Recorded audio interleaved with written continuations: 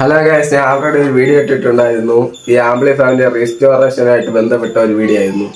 അപ്പോൾ നമുക്കിത് ഇനി എങ്ങനെ റീസ്റ്റോർ ചെയ്യാൻ നോക്കിയാലോ. അപ്പോൾ നമുക്ക് വീഡിയോയിലോട്ട് പോവാം ഗൈസ്. അപ്പോൾ നമുക്ക് ആദ്യം തന്നെ ഇതിൻ്റെ ഈ സ്ക്രൂകൾ ഊരേണ്ടതായിട്ടുണ്ട്. പക്ഷേ ഇതിൽ സ്ക്രൂകളില്ല. അതുകൊണ്ട് നമുക്ക് ലെറ്റ്സ് അൺബോക്സ് ഗൈസ്. അപ്പോൾ ഇതിൻ്റെ അകത്ത് എല്ലാ കമ്പോണൻസും ഉണ്ട്. ഞാൻ കരുതി മിസ്സിങ് ആയി കാണും. അപ്പോൾ എല്ലാം ഉണ്ട്.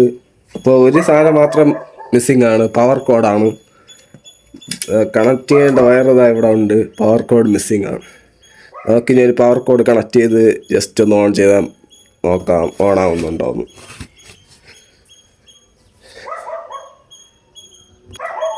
Power cord പ്രത്യക്ഷമായിരിക്കുന്നു.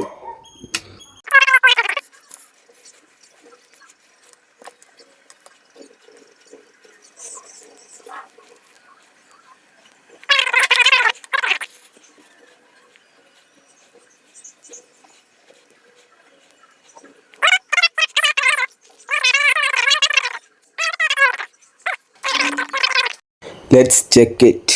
നമ്മളിനി പവർ കോഡ് കണക്ട് ചെയ്യാൻ പോവുകയാണ്. എന്താവുമോ എന്തോ ദൈവത്തിനറിയാം. Guys, it's working. ഇത് ഓണാവുന്നുണ്ട് കേട്ടോ.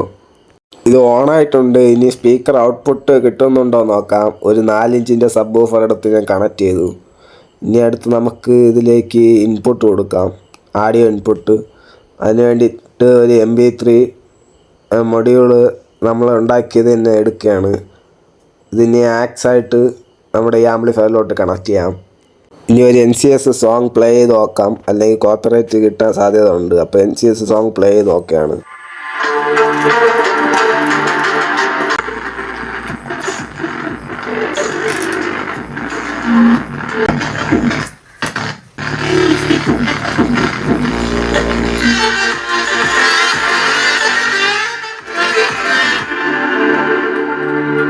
ഇവിടെ NCS സോങ് പ്ലേ ചെയ്ത് നോക്കിയപ്പോൾ നമുക്ക് ഡ്യുവൽ ചാനലിൽ നിന്ന് തന്നെ ഔട്ട്പുട്ട് കിട്ടുന്നുണ്ട്.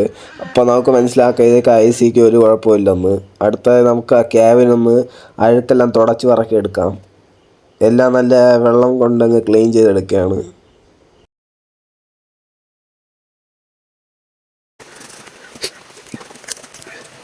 ലാസ്റ്റായിട്ട് പവർ കോഡിൻ്റെ പൊസിഷനിലൂടെ പവർ കോഡ് നമുക്ക് കണക്ട് ചെയ്യാം.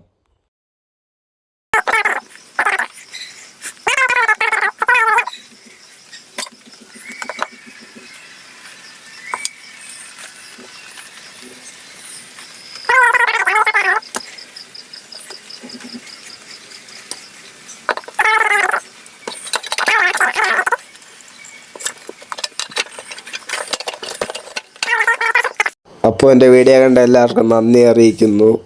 അപ്പോൾ ഇനി ഇതുപോലത്തെ വീഡിയോസിന് വേണ്ടിയിട്ട് എൻ്റെ യൂട്യൂബ് ചാനൽ സബ്സ്ക്രൈബ് ചെയ്യുക. എന്നിട്ട് ആളെന്ന ഓപ്ഷൻ അവിടെ വയ്ക്കുക. അപ്പോൾ ഞാൻ ഇടുന്ന വീഡിയോ നിങ്ങൾക്ക് നോട്ടിഫിക്കേഷനായിട്ട് കിട്ടുന്നതാണ്. അപ്പോൾ താങ്ക്സ് ഫോർ വാച്ചിങ് ഗൈസ്. അപ്പോൾ ഇനി അടുത്തൊരു വീഡിയോയിൽ കാണാം. ബൈ.